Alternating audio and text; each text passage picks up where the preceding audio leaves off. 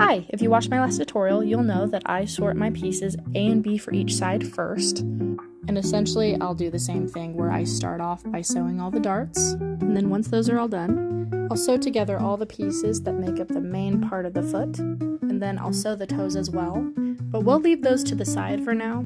But anyways, you should have the two main pieces sewn, and now is the best time to add a zipper. So grab your finished bodysuit and flip it inside out. Then you'll be matching up the A thigh with the A foot. As you'll notice, the triple tick marks line up. So from here, I'll unzip everything. Then all we have to do is line up the bottom parts the same as we did the top. The one difference though is this connecting part here will still go to the middle tick mark, but the teeth, instead of lining up with the line, will line up with the edge of the fabric. Then you'll just pin all the way around that and sew it. Now that those are done, we can sew the toes on. For normal feet paws, I wouldn't have the EVA to back them. I would just sew the shell and sew them on and have the whole thing stuffed. After much finagling, they are finally sewn on. And now it should finally start taking shape here. Once upon a time, in one of the drafting tutorials, I traced the bottom of the drafted foot, and here that is. Our job now is to measure and double check that the top part is actually going to fit. Just by holding it like this, I can see that the sewn shell is slightly bigger than the draft, and this hoof angle is different. So I'll have to adjust this pattern a little bit. I've made those edits here, and I always add a marking where the toe fabric ends, and I'll cut that out and trace it 4 times onto EVA foam. I've got the first 2 traced, then for the second 2, I want to include this liner into the pattern here. This liner pattern that I'm using is from Spilt Grape Soda.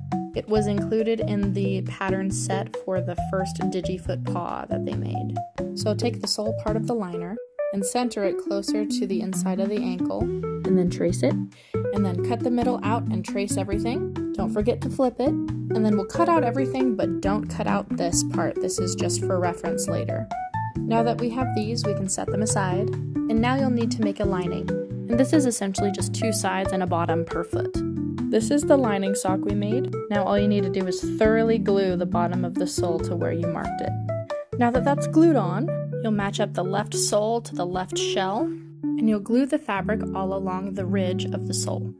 And make sure to glue the edges over the bottom. And now all you do is stuff in between the lining and the outer shell until it's firm enough to stay on your foot.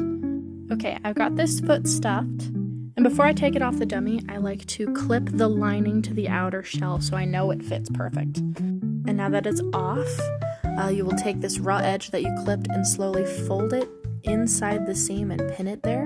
Once all those edges are folded under neatly, you'll just sew it closed. I used a whip stitch because it's pretty and sturdy, but you can use whatever stitch you want. And the final step is to glue the final soles onto your foot. It makes the bottom of the shoe extra thick and sturdy, and it also seals off all the edges that were folded underneath.